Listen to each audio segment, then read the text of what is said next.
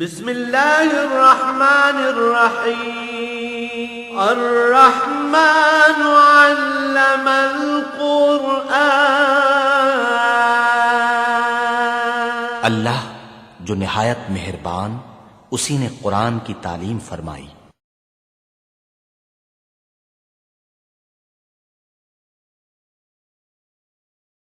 الحمد للہ رب العالمین والصلاة والسلام علی حبیبہ محمد وآلہ وصحبہ اجمعین۔ اعوذ باللہ من الشیطان الرجیم، بسم اللہ الرحمن الرحیم۔ وَإِنَّ مِنْهُمْ لَفَرِيقًا يَلْوُونَ أَلْسِنَتَهُمْ بِالْكِتَابِ لِتَحْسَبُوهُ مِنَ الْكِتَابِ وَمَا هُوَ مِنَ الْكِتَابِ وَيَقُولُونَ هُوَ مِنْ عِنْدِ اللَّهِ وَمَا هُوَ مِنْ عِنْدِ اللَّهِ وَيَقُولُونَ عَلَى اللَّهِ الْكَذِبَ وَهُمْ يَعْلَمُونَ۔ ما كان لبشر أن يؤتيه الله الكتاب والحكم والنبوة ثم يقول للناس كونوا عبادا لي من دون الله ولكن كونوا ربانيين بما كنتم تعلمون الكتاب وبما كنتم تدرسون ولا يأمركم أن تتخذوا الملائكة والنبيين أربابا أيأمركم بالكفر بعد إذ أنتم مسلمون۔ اللهم سبحانك لا علم لنا إلا ما علمتنا إنك أنت العليم الحكيم۔ مولاي صل وسلم دائما أبدا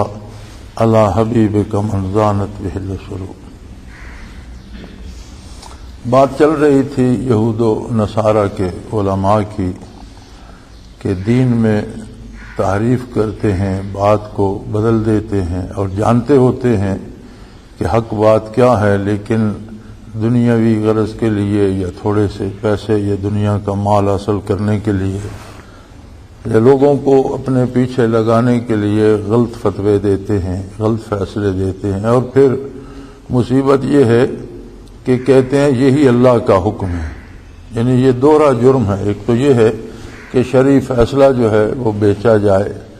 اور حق کی بجائے خریدار کی مرضی کے مطابق بات بدل دی جائے، اور پھر یہ ضروری ہے کہ جب وہ فیصلہ شرعی طور پر فتویٰ دیا جا رہا ہے تو یہ تو اس کے ساتھ ضروری ہوگا کہ یہ اللہ کا حکم ہے۔ تو یہ دوسرا جرم ہے کہ اللہ کریم پر جھوٹ بولتے ہیں۔ تو ان کے لیے بہت بڑی وعید تھی کہ اللہ کریم ان پر نہ نظر کرم فرمائے گا نہ ان کی بات سنے گا، بلکہ ان کے لیے دردناک عذاب ہے۔ یہ تو ان لوگوں کی بات تھی کہ جو احکام الہی کو بدل کر کچھ معاوضہ لے کر پیسے لے کر غلط فتویٰ دے دیتے تھے۔ کچھ لوگ ایسے تھے کہ جو کلام الہی کو ہی بدل دیتے تھے۔ وَإِنَّ مِنْهُمْ لَفَرِيقًا يَلْوُونَ أَلْسِنَتَهُمْ بِالْكِتَابِ لِتَحْسَبُوهُ مِنَ الْكِتَابِ وَمَا هُوَ مِنَ الْكِتَابِ۔ یعنی کچھ لوگ ایسے تھے کہ جو کتاب کی جب عبارت پڑھتے تھے، تورات کی یا انجیل کی، تو عیسائی اور یہودی علماء کچھ ایسے تھے کہ الفاظ کو ایسے چبا کر بولتے تھے یا زبان کو اس طرح بدل کر بولتے تھے کہ لفظ اور ہوتا تھا، لکھا ہوا اور ہوتا تھا، اور جو ان کے منہ سے نکل رہا ہوتا ہے وہ اور ہوتا تھا۔ کتاب کے مندرجات کو اور الفاظ کو بدل دیتے تھے، اور سننے والا یہ سمجھتا تھا کہ کتاب میں سے جب پڑھ رہے ہیں تو یہی کتاب میں لکھا ہوا ہے، حالانکہ کتاب میں وہ نہیں لکھا ہوا ہوتا تھا، اصل عبارت اور ہوتی تھی، اور وہ اس کی ادائیگی میں اس طرح سے عبارت کو چبا کر یا زبان کو بدل کر اس طرح پڑھتے کہ سننے والا یہ سمجھتا کہ کتاب میں ایسے ہی لکھا ہے۔ وَيَقُولُونَ هُوَ مِنْ عِنْدِ اللَّهِ، اور وہ یہ دعویٰ بھی کرتے تھے کہ اللہ کا یہی حکم ہے اور یہی اللہ کی طرف سے نازل ہوا ہے۔ وَمَا هُوَ مِنْ عِنْدِ اللَّهِ، حالانکہ وہ اللہ کی طرف سے نہیں ہوتا تھا۔ وَيَقُولُونَ عَلَى اللَّهِ الْكَذِبَ وَهُمْ يَعْلَمُونَ، اور وہ اللہ پر جھوٹ بول رہے ہوتے تھے حالانکہ وہ جانتے تھے۔ جن لوگوں کی بات ہو رہی ہے یہود اور نصارہ کے ان علماء کی جن میں یہود پیش تھے جو نبی کریم صلی اللہ تعالی علیہ وآلہ وسلم کی مخالفت کرتے تھے، اور جو ہلاک کو ورگلانے کے لیے اپنی کتابوں کے وہ الفاظ بدل دیتے تھے، چونکہ تورات میں بھی انجیل میں بھی تمام پہلی کتابوں میں نبی کریم صلی اللہ علیہ وآلہ وسلم کا ذکر خیر آیا ہے۔ تمام انبیاء سے اللہ کریم نے یہ عہد لیا تھا، اور ہر نبی کی جو تبلیغ ہے اس میں یہ بات موجود ہے کہ نبی آخر الزماں مبعوث ہوں گے، اگر تم میں سے کوئی بھی ان کا زمانہ پائے تو ان پر ایمان بھی لائے اور ان کی اطاعت اختیار کرے۔ تو ان باتوں کو وہ اس طرح سے پڑھتے، اس طرح سے لب و لہجہ بدلتے، اور زبان میں اس طرح سے وہ دیتے، لوچ دیتے، اور الفاظ کو اس طرح سے بدل دیتے کہ اصل الفاظ کتاب میں اور ہوتے تھے، اور سننے والا کچھ اور سنتا تھا، سمجھتا تھا، اور یہ کہتے تھے کہ جو ہم نے پڑھا ہے، جو تم نے سمجھا ہے، یہی اللہ کا حکم ہے، اور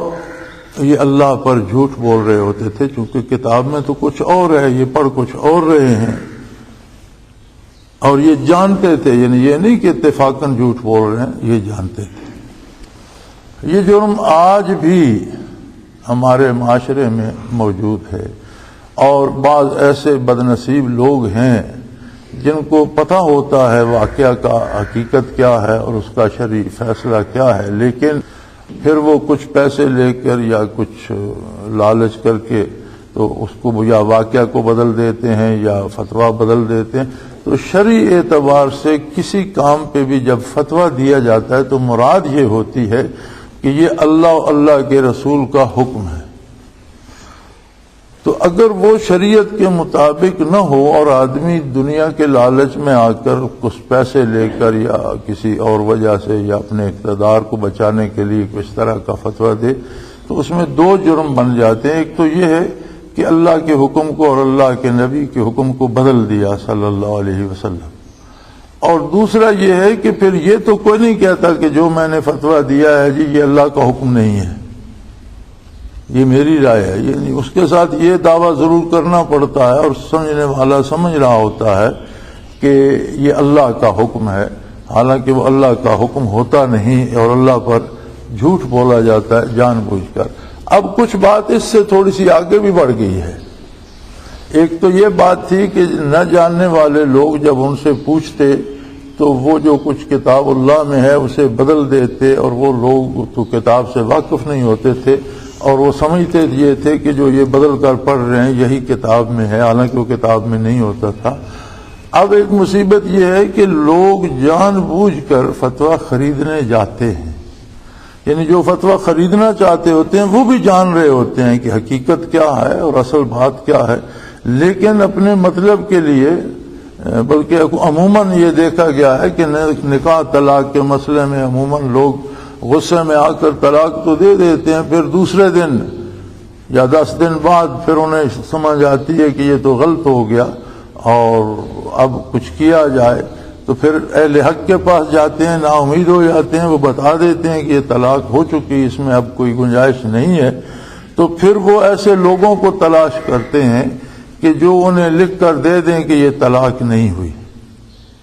پھر وہ کچھ عبارت تبدیل کرتے ہیں، یا جو اصل واقعہ ہے اس میں پھر وہ جو فتویٰ بیچنے والے لوگ ہوتے ہیں وہ خود انہیں سمجھاتے ہیں کہ تم اس طرح نہ کہو میں نے ایسے کہا ہے، بلکہ تم یوں کہو میں نے یہ کہا ہے، اور یہ کوئی عجیب بات نہیں ہے، ہمارے معاشرے میں عام ہے۔ تو فتوے سے مراد یہ ہوتی ہے کہ اللہ اور اللہ کے رسول کا اور اللہ کے دین کا حکم کا پتہ چل جائے اور بندہ اس کے مطابق عمل کرے تاکہ اس کی آخرت تباہ نہ ہو اور اخروی عذاب سے اور رسوائی سے بچ جائے اور اللہ کی نافرمانی نہ کرے۔ لیکن اگر فتویٰ دنیا کے لیے لیا جائے کہ اللہ ناراض ہوتا ہے تو ہو جائے، اللہ کا حکم بدلتا ہے تو بدل جائے، دنیا میں لوگ یہ نہ کہیں کہ اس نے فتویٰ نہیں لیا، تو فتویٰ لے کر دنیا کے لوگوں کے سامنے سرخرو ہو جاؤ وہ غلط ہے یہ صحیح ہے، تو یہ اتنا بڑا ظلم ہے کہ لوگوں کو خوش کرنے کے لیے اللہ پر جھوٹ بولا جائے یا لوگوں کی لعن طعن سے بچنے کے لیے اللہ کریم پر جھوٹ بولا جائے، تو یہ بہت بڑا ظلم ہے۔ اور کسی نبی، اللہ کے کسی رسول، اللہ کے کسی نبی نے کبھی یہ نہیں فرمایا کہ اللہ کی جگہ میری پوجا شروع کر دو. کبھی کسی نبی کی تعلیمات میں نہیں ہے. حالانکہ بعد میں قوموں نے ایسا کیا. موسیٰ علیہ السلام نے توحید باری کی تعلیم دی، اور ان کے زمانے میں جو ان کی قوم نے، بنی اسرائیل نے ایک بچڑا سا بنایا تھا، اسے جلا کر دریا میں پھینک دیا اور لوگوں کو بڑی شدت سے منع کیا. لوگ تائب ہوئے، بلکہ لوگوں کو ایک دوسرے کو قتل کرنا پڑا. اللہ کا حکم یہ تھا کہ جس نے سجدہ کیا ہے وہ اپنی گردن جھکا دے، اور جنہوں نے سجدہ نہیں کیا وہ اس کی گردن مار دیں. تو پتہ نہیں کتنے لوگ، کتنے دن وہ قتل عام جاری رہا، اور پھر موسیٰ علیہ السلام کی دعا سے گلو خلاصی ہوئی اور اللہ کریم نے انہیں معاف فرمایا. اس کے باوجود اسی قوم نے عزیر علیہ السلام کو اللہ کا بیٹا قرار دے دیا. یعنی اتنی سخت تلقین کے بعد بھی. اور پھر مزے کی بات یہ ہے کہ پھر وہ ذمے اپنے اسی رسول اور کتاب کے لگاتے ہیں کہ یہ ہماری کتاب کی اور ہمارے نبی کی تعلیمات یہی ہیں. اسی طرح عیسائیوں کو عیسیٰ علیہ السلام نے توحید خالص کی دعوت دی، لیکن ان بد نصیبوں نے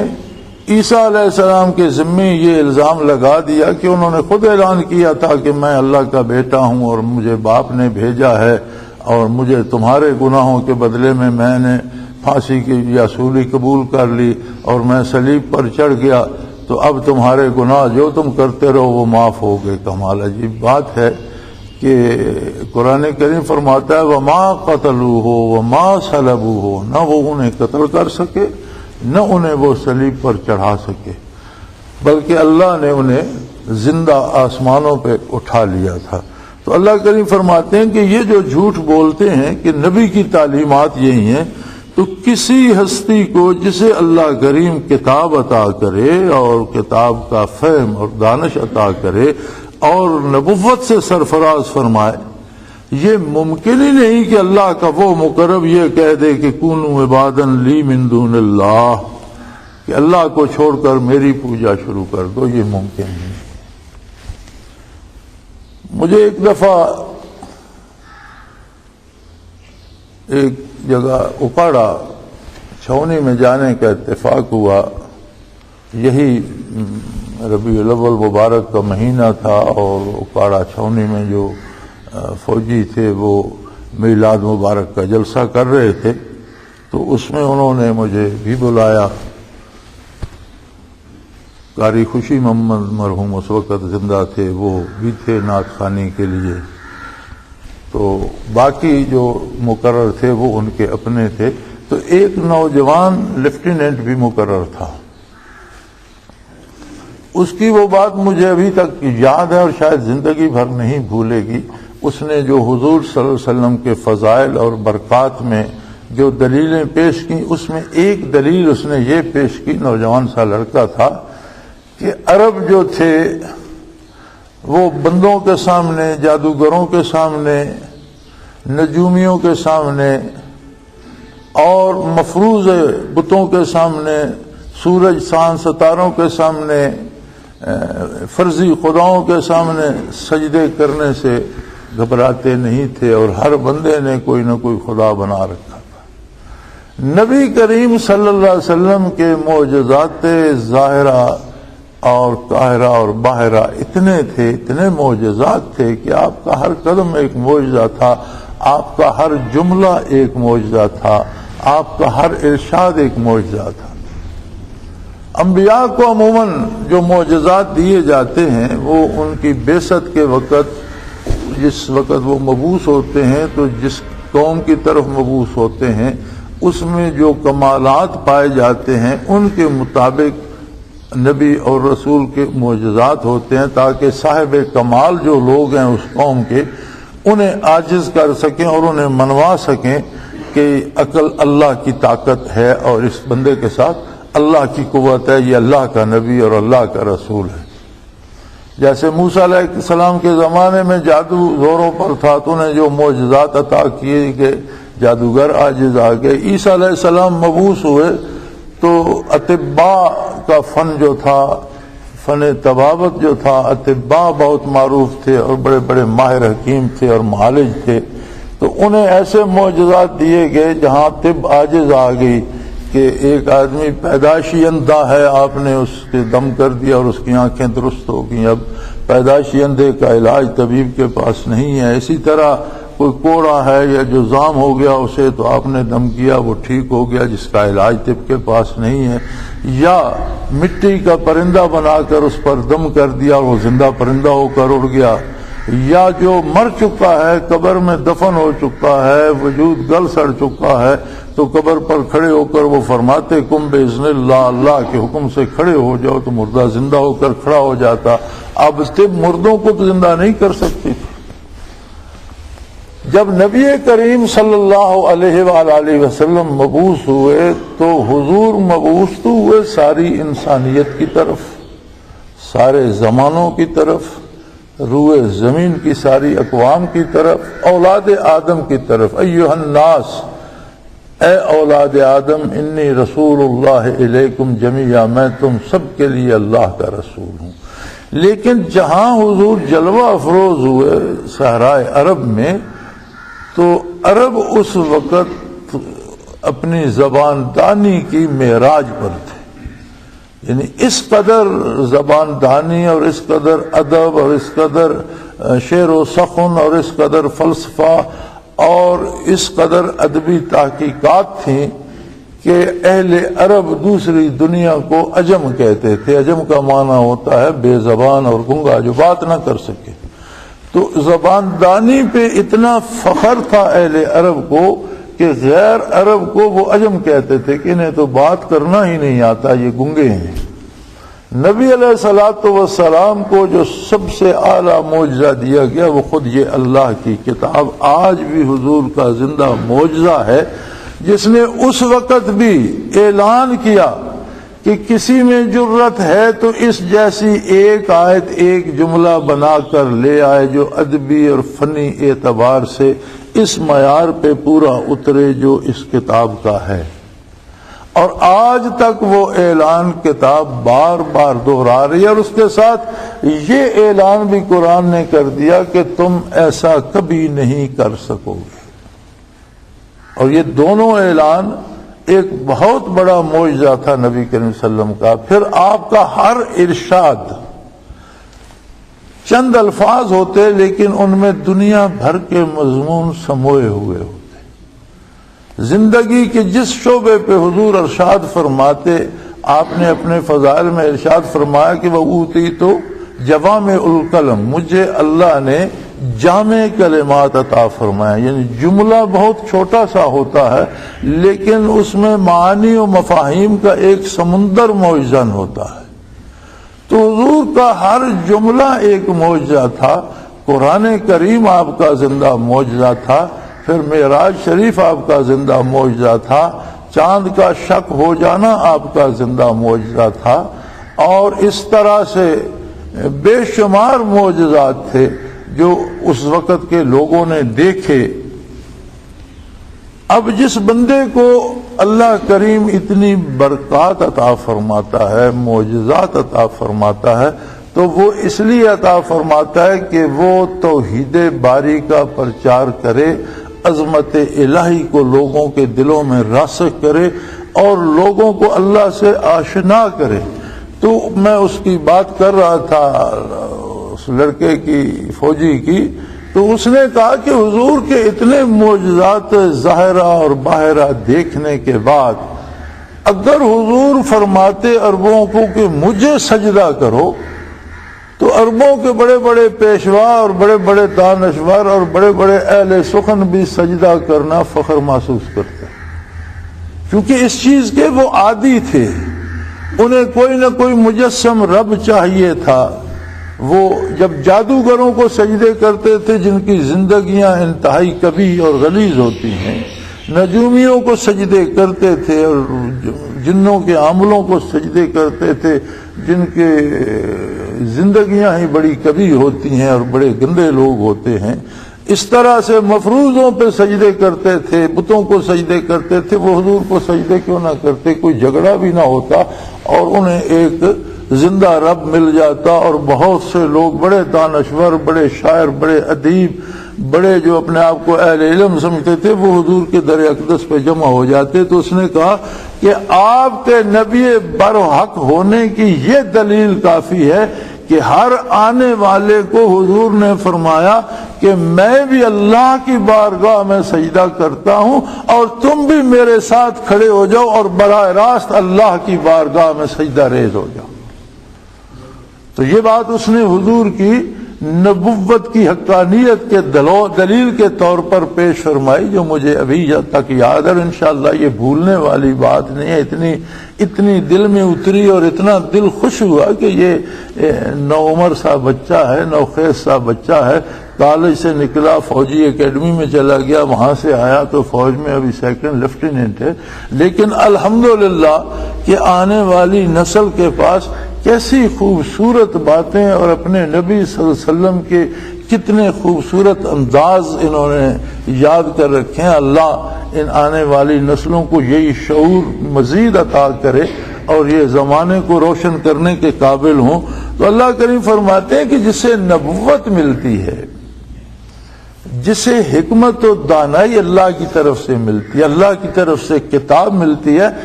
تو غیر نبی سوچ نہیں سکتا کہ نبی قرب الہی کی کن منازل پہ کھڑا ہوتا ہے۔ ایک صحیح العقیدہ مسلمان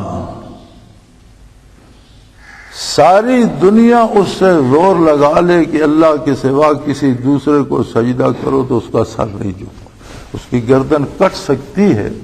جھک نہیں سکتی۔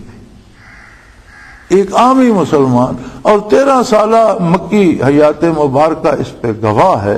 کہ ایسے لوگوں نے بھی کلمہ طیبہ پڑھا جن کی نسلیں غلام در غلام آ رہی تھی۔ حضرت بلال رضی اللہ تعالی عنہ جیسے بندے جنہیں سیدنا فاروق اعظم، حضرت فاروق اعظم رضی اللہ تعالی عنہ جیسے عظیم انسان کہا کرتے تھے سیدنا بلال،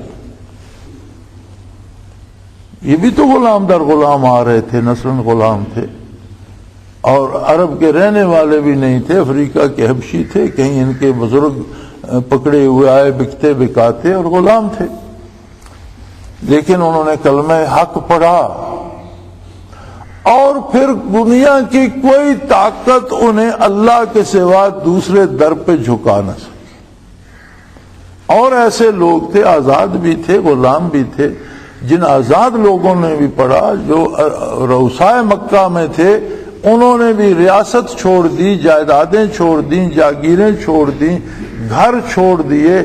جان پہ وجود پہ کوڑے کھائے، گرم لوہے سے داغے گئے، گرم ریت پہ لٹا کر سینے پہ پتھر رکھے گئے، حتیٰ کہ بعض صحابہ کی پیٹھ کی چربیاں گل گل کر ان انگاروں کو بجھا دیتی تھی جس آگ پہ انہیں لٹا دیا جاتا تھا، اور آدھے آدھے جسم جل جاتے تھے، لیکن کسی نے توحید باری سے پھرنے کا کوئی اشارہ نہیں دیا۔ کیوں؟ نور نبوت نے انہیں لذت توحید سے آشنا کر دیا تھا، نبی کی نظر کرم نے ان کے وجود میں، نس نس میں، وجود کے ہر سیل میں توحید باری کا نور روشن کر دیا تھا۔ اگر خود نبی کی تعلیمات سے ایسے ایسے سرفروش پیدا ہوتے ہیں تو نبی کو زیب دیتا ہے کہ وہ نبی توحید کے خلاف کبھی سبق دے؟ فرمایا یہ جو کہتے ہیں کہ عزیر علیہ السلام نے ہمیں کہا میں اللہ کا بیٹا ہوں، یہ جو عیسائی کہتے ہیں عیسیٰ علیہ السلام نے ہمیں کہا ہے کہ میں اللہ کا بیٹا ہوں، جھوٹ بولتے ہیں، اللہ پر بھی جھوٹ بولتے ہیں، اللہ کے نبی پر بھی جھوٹ بولتے ہیں۔ ما کان لبشر، یہ بات کسی انسان کو زیب ہی نہیں دیتی کہ جب اسے اللہ کتاب بھی دے دے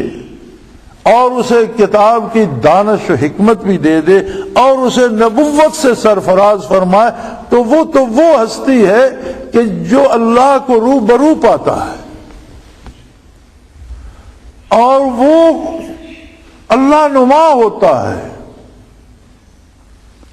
قلعہ دیدار سنگھ کے ایک بزرگ ہوتے تھے، یہ ایک قلعہ دیدار سنگھ گجرانوالے کے ساتھ کوئی گاؤں ہے، مسلکاً اہل حدیث تھے، غیر مقلد تھے، لیکن ولی اللہ صاحب حال تھے، اور ان کا لقب پڑ گیا تھا اس زمانے میں رسول نما۔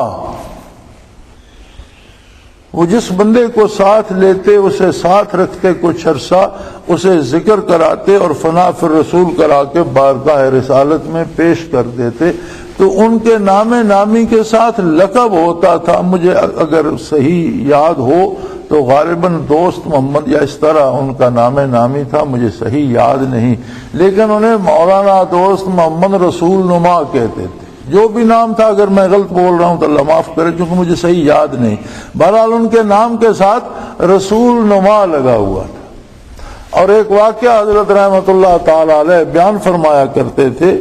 کہ ان کی محفل میں ایک سکھ آ گیا، وہ برادری کا بڑا بھی تھا اور سردار بھی تھا۔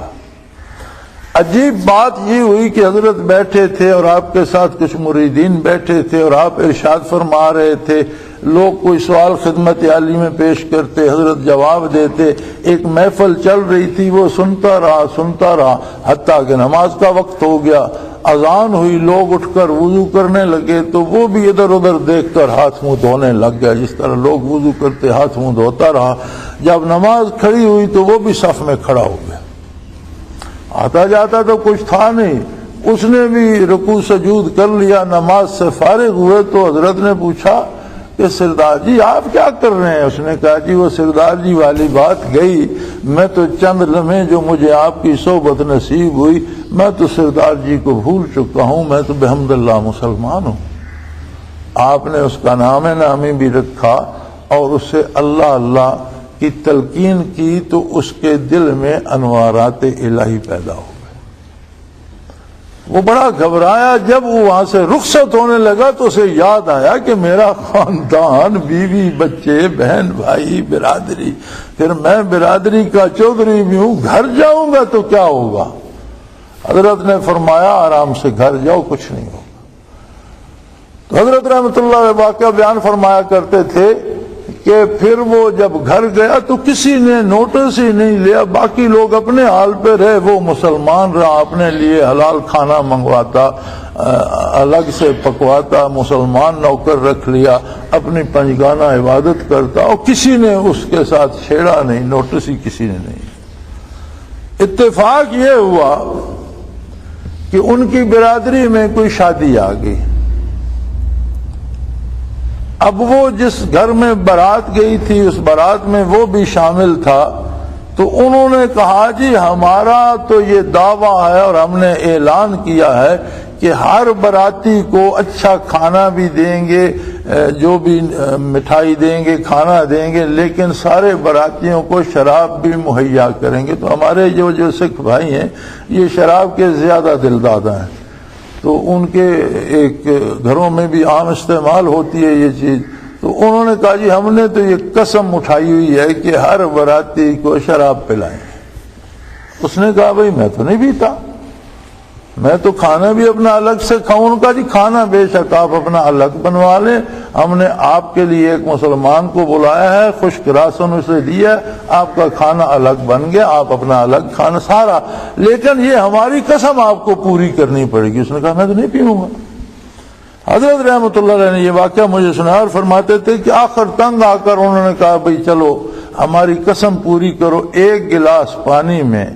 ایک قطرہ شراب کا ہم ڈالتے ہیں، وہ پانی پی لو، ہماری قسم پوری ہو جائے کہ ہم نے سب کو پلایا۔ انہوں نے وہ ایک قطرہ اس پانی کے گلاس میں پی لیا، اور وہ فرماتے تھے وہ ایک قطرہ شراب پینے کی دیر تھی کہ وہ قلب سے انوارات چلے۔ وہ جو گرمی تھی ذکر کی قلب میں وہ نہ رہی، وہ جو نور تھا قلب میں وہ نہ رہا۔ پھر جیسی عام آدمی کی نماز روزہ ہوتا ہے بے کیف اور بے رنگ، وہ رہ گیا، تو وہ بڑے پریشان ہوئے۔ ان کا بڑا ظلم ہو گیا، وہ بھاگے اپنے مرشد کی طرف، وہاں پہنچے، وہ قلعہ دیدار سنگھ یا کیا نام ہے گاؤں کا، تو انہوں نے فرمایا حضرت دورے پہ تشریف لے گئے، فلاں جگہ گئے۔ آج کل کی طرح تو کنوینس نہیں ہوتی تھی، گھوڑے اونٹ کا زمانہ تھا، وہاں سائیکل یا کوئی ایسا، وہاں پہنچے، پتہ چلا حضرت اگلے گاؤں میں تشریف لے گئے ہیں، وہاں پہنچے، بھاگم دوڑ پتہ چلا حضرت تو کچھ طبیعت خراب ہو گئی تھی، حضرت واپس چلے گئے ہیں۔ پھر واپس لوٹا، جب واپس پہنچا تو حضرت رحمۃ اللہ کا وصال ہو چکا تھا اور آپ کا جنازہ جا رہا تھا۔ تو بڑا پریشان ہوا، اس نے کہا بھائی مجھے تو انہوں نے مار دیا ایک قطرے سے، تو کیا کریں اب؟ وہاں سے تو فارغ ہو گیا، حضرت کا وصال ہو گیا۔ تو اس وقت غلام احمد قادیانی کا بڑا شور اٹھا ہوا تھا نبوت کا، تو اس نے کہا یار بات تو ہے کہ ایک ولی اللہ نے تو یہ روشنی دے دی، تو ولی اللہ نہیں رہا تو نبی تو ہے، اب نبی اگر دے گا تو وہ تو بہت زیادہ ہوگی، تو مجھے نبی کے پاس جانا چاہیے۔ وہ قادیاں چلا گیا۔ اب غلام احمد کچھ اور کہانیاں پڑھے، وہ کہے جناب مجھے سب آپ کچھ بھی نہ بتائیں، میں آپ کو نبی ہی سمجھ کر آیا ہوں، لیکن نبی مانوں گا تب کہ ایک ولی کے چند لمحے کی صحبت نے میرے دل میں جو نور پیدا کر دیا تھا، اگر آپ نبی ہیں تو کم از کم اتنا نور تو مجھے آتا، نبی ہے تو پھر تو مجھے بہت زیادہ ملنا چاہیے، لیکن کم از کم جو میں گم کر بیٹھوں وہ تو مجھے دے دیں۔ اب وہ غلام احمد خود بے دین تھا، وہ کہاں سے دیتا؟ تو وہ 3-4 دن وہ اڑے سے بڑے مرغن کھانے کھلاتے اور اس کے لیے طرح طرح کی وہ ڈشیں بنواتے۔ تو فرماتے ہیں کہ اس نے کہا یار میں نہ کھانے آیا ہوں، نہ تمہاری تقریریں سننے آیا ہوں، نہ مجھے کسی دلیل کی ضرورت ہے اسلام کے لیے، میں مسلمان ہوں دل و جان سے، اور مجھے کسی دلیل کی، کسی تقریر کی، کسی پڑھائی کی ضرورت نہیں ہے۔ جو دولت ایک میرے پاس تھی وہ گم ہو گئی، مجھے وہ چاہیے۔ اگر تم نبی ہو تو ایک ولی جو دے سکتا ہے، نبی تو بہت بلند ہوتا ہے، ولی تو نبی کی جوتیوں کی دھول ہوتا ہے اور خوشہ چین ہوتا ہے اس کی برکات کا، تو تم نبوت کا دعویٰ لیے بیٹھے ہو، یار میرا دل روشن کر دو۔ وہ اس سے نہیں ہوتا تھا۔ آخر اس نے کہا کہ تم اللہ پر بہت بڑا جھوٹ بول رہے، خدا تمہارے شر سے مسلمانوں کو بچائے، تمہارے پاس بات جو ایک ولی کے پاس ہے وہ نہیں تمہارے پاس، تم نبی کہاں سے آ گئے؟ تو انبیاء کے پاس تو وہ دولت ہوتی ہے اور اللہ کو روبرو پاتے ہیں اور اپنا سارا دکھ سکھ اللہ سے کرتے ہیں، اپنی بات ان کی اللہ وکلمہ ربہ تکلیما۔ بعض ایسے ہیں جنہیں اللہ سے براہ راست خطاب حاصل ہے، ایسے بھی ہیں جن کو رب کریم نے معراج پہ بلایا اور وجود عالی کے ساتھ جنتوں اور عرشوں سے بالا چلے گئے، وہاں چلے گئے جہاں روح الامین بھی نہ جا سکتا، نورانی فرشتوں کے جہاں پر جلتے تھے، وہاں نبی کریم صلی اللہ علیہ وسلم کا وجود اطہر تشریف لے گیا۔ تو انبیاء سے یہ کیسے ممکن ہے کہ اللہ کا کوئی نبی کہہ دے، حالانکہ نبی کے پاس اللہ کی دی ہوئی کتاب ہو، اللہ کی دی ہوئی دانش ہو، کتاب کے مفاہیم ہو اور نور نبوت ہو، تو بھلا وہ کہہ سکتا ہے کہ اللہ کو چھوڑ کر میری پوجا شروع کر دو؟ ثم یقول للناس کونوا عبادا لی من دون اللہ، وہ کہے کہ اللہ کو چھوڑ کر میری پوجا شروع کر دو۔ یہی تو اس کی نبوت کی دلیل ہوتی ہے کہ وہ اپنے ساتھ کھڑا کر کے بندے کو اللہ سے آشنا کرتا ہے۔ وَلَٰكِن كُونُوا رَبَّانِيِّينَ بِمَا كُنتُمْ تُعَلِّمُونَ الْكِتَابَ وَبِمَا كُنتُمْ تَدْرُسُونَ۔ اللہ کا نبی تو یہ کہتا ہے کہ ربانیین بن جاؤ۔ ربانیین سے کیا مراد ہے؟ آج بھی ہم سنتے ہیں علماء ربانی، کون ہوتے ہیں یہ لوگ؟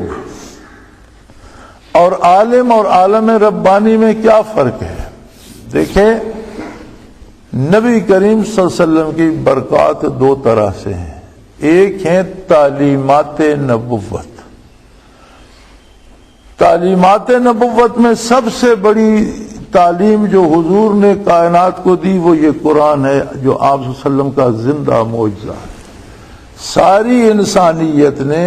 قرآن نبی کریم صلی اللہ علیہ وسلم سے لیا، چونکہ وہی الہی صرف حضور نے وصول کی، کوئی دوسرا انسان اس پہ گواہ بھی نہیں ہے کہ میں بھی سن رہا تھا یہی وہی تھی۔ یہ صرف حضور صلی اللہ علیہ وسلم کی صداقت ہے کہ ساری کائنات کو اللہ کی کتاب دی، پھر جو کتاب کی تشریح اور وضاحت میں حضور نے فرمایا وہ بھی اللہ کی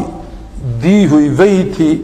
جس میں مفاہیم اللہ کے تھے، الفاظ آقا نامدار صلی اللہ علیہ وسلم کے تھے۔ تو اللہ کے رسول نے جو تعلیمات دی زبانی، یہ بہت بڑی دولت ہے انہیں حاصل کرنا، لیکن اگر ان تعلیمات کے ساتھ کیفیات نہ ہو تو وہ عالم ہوگا، عمل نصیب ہو، علم بھی ہو، عمل نصیب ہو تو وہ عالم ہوگا۔ علم ہے، عمل نصیب نہیں تو قرآن اسے جاہل کہتا ہے، کیونکہ جب بھی کوئی جرم کرتا ہے تو قرآن میں آتا ہے بجہالت، گناہ کوئی جہالت سے کرتا ہے۔ اگر ایک آدمی باتیں اس نے یاد کر رکھی ہیں، قرآن کا ترجمہ یاد کر رکھا ہے، بہت سی احادیث مبارکہ یاد کر رکھی ہیں، لیکن اسے نیکی کی توفیق نہیں، عمل نہیں کرتا تو وہ جاہل ہے۔ عالم وہ ہے جو جانتا بھی ہے اور عمل بھی کرتا ہے، وہ عالم ہے۔ ایک ہے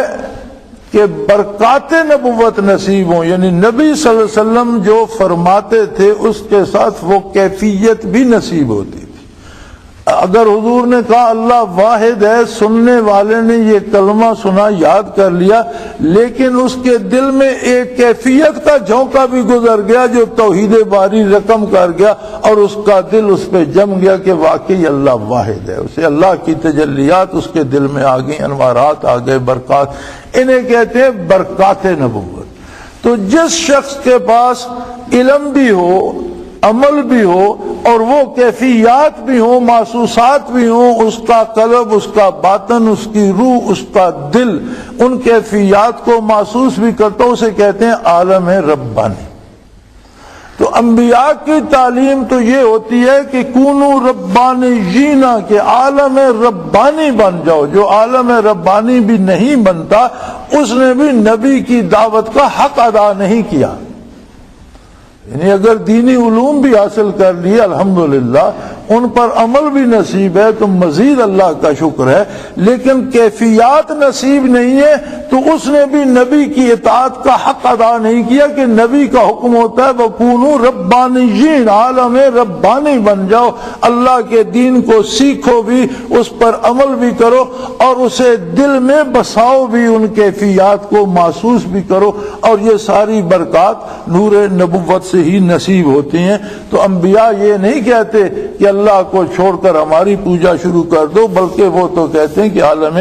ربانی بن جاؤ، کہ تم جن کے پاس علم ہوگا وہ دوسروں کو کتاب سکھاؤ گے بھی، تو جب کتاب سکھاؤ تو انہیں یہ کیفیات بھی عطا کرو، اور جب درس دو کتاب کا، جب پڑھتے ہو کتاب کو تو ان کیفیات کو بھی محسوس کرو۔ وقت ختم ہو گیا، انشاءاللہ یہیں سے اگلے جمعے اللہ نے توفیق عطا فرمائی تو آگے چلیں گے۔ وآخر دعوانا الحمدللہ رب العالمین۔